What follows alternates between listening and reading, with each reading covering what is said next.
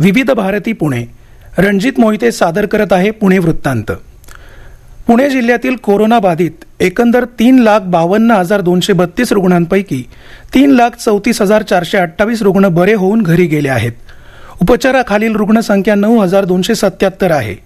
कोविड-19 मुळे 8,527 रुग्णांचा मृत्यू झाला असून मृत्यूचं प्रमाण 2.42% आहे.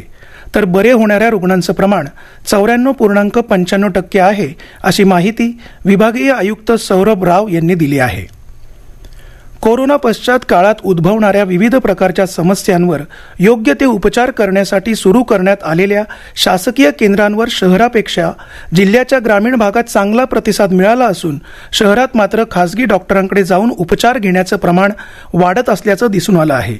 प्रशासनाकडून मिळालेल्या माहितीनुसार पुणे महापालिका हद्दीत सुरू असलेल्या कोरोना पश्चात 3 उपचार केंद्रांवर आत्तापर्यंत केवळ 137 लोकांनी थेट अथवा दूरध्वनीद्वारे संपर्क केला आहे. तर पिंपरी चिंचवड परिसरातील यशवंतराव चव्हाण स्मृती रुग्णालयातील कोरोना पश्चात केंद्र अद्याप सुरूच झालेलं नाही. याउलट जिल्ह्याच्या ग्रामीण भागात सुरू असलेल्या 29 केंद्रांवर आत्तापर्यंत 3,000हून अधिक लोकांनी भेट देऊन योग्य ते उपचार घेतल्याची माहिती जिल्हा परिषदेचे मुख्य कार्यकारी अधिकारी आयुष प्रसाद यांनी दिली. दिल्लीत आंदोलन करणाऱ्या शेतकरी संघटनांच्या शंकांचं पूर्ण निरसन करण्याची तयारी दाखवूनही संघटनांचे नेते आपला हेका सोडण्यास तयार नाहीत. या संघटनांच्या नेत्यांना फक्त मोदी सरकारला अडचणीत आणायचं आहे. या आंदोलनाच्या आडून काही शक्ती अराजक माजवण्याचा प्रयत्न करत आहेत, असा आरोप भारतीय जनता पक्षाचे नेते हर्षवर्धन पाटील यांनी आज पुण्यात पत्रकार परिषदेत केला. पाटील म्हणाले की किमान आधारभूत किमतीनं केंद्र सरकारकडून अन्नधान्याची खरेदी यापुढेही चालू राहणार आहे. हे पंतप्रधान नरेंद्र मोदी यांनीही अनेकदा स्पष्ट केलं आहे. असं असताना कायदे रद्दच करा या मागणीवर संघटनांचे नेते अडून बसले आहेत. या नेत्यांना कायद्याला विरोध करून राजकीय हेतू साध्य करायचे आहेत, असं पाटील म्हणाले. पहिला हिंद केसरी किताब पटकावणारे जागतिक स्तराचे मल्ल श्रीपती खंचनाळे यांच्या पार्थिव देहावर आज कोल्हापुरात अंत्यसंस्कार करण्यात आले. त्यांचं आज सकाळी निधन झालं होतं. ते 86 वर्षांचे होते. पुण्याच्या कुस्ती क्षेत्राच्या विकासात त्यांचा मोलाचा वाटा होता. रुस्तमे हिंद हरिश्चंद्र बिराजदार यांच्या पुण्यातील गोकुळ वस्तात तालमीशी त्यांचा विशेष स्नेह होता. पुणे महापालिकेचे महात्मा फुले मंडईत सुमारे 2,000हून अधिक व्यावसायिक गाळे असून ते भाडे करारानं देण्यात आले आहेत. त्यातील जवळपास 450 गाळे गेल्या अनेक वर्षांपासून कोणताही व्यवसाय न करता बंद आहेत. असे गाळे ताब्यात घेण्यासाठी महापालिकेतर्फे विशेष मोहीम हाती घेण्यात आली आहे.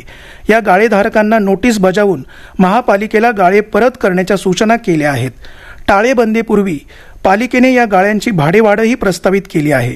मात्र त्याला अनेक व्यावसायिकांनी विरोध केला आहे. संस्था तसेच कंपन्यांनी त्यांचा टॅक्स ऑडिट रिपोर्ट आणि जे करदाते स्वनिर्धारण कर अर्थात सेल्फ असेसमेंट टॅक्स रुपये 1 लाखांच्या मर्यादेपर्यंत भरतात त्यांनी तो 31 डिसेंबरपर्यंत जमा करावा, असं आवाहन प्राप्तिकर विभागानं केलं आहे. ॲडव्हान्स टॅक्सचा 3रा हप्ता भरण्याची मुदत 15 डिसेंबरपर्यंत असल्याचंही त्यांनी सांगितलं आहे.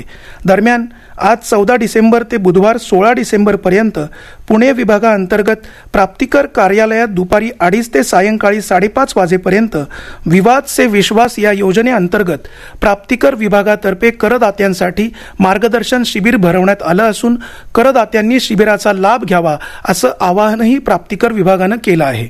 हवामान. पुणे आणि परिसरात आज दिवसाच्या पावसाच्या सरी पडत होत्या. उद्याही आकाश अंशतः ढगाळ राहून पावसाच्या हलक्या सरी पडण्याची शक्यता आहे. तर हा होता आजचा पुणे वृत्तांत. यानंतर उद्या संध्याकाळी 6 वाजता पुन्हा भेटूया विविध भारतीवर ताज्या पुणे वृत्तांतमध्ये. पण तत्पूर्वी एक आवाहन. कोरोना विरुद्धचा लढा संपलेला नाही, म्हणूनच मास्क वापरा, स्वच्छता पाळा, अंतर राखा आणि विश्वासार्ह बातम्यांसाठी ऐकत रहा आकाशवाणी. नमस्कार.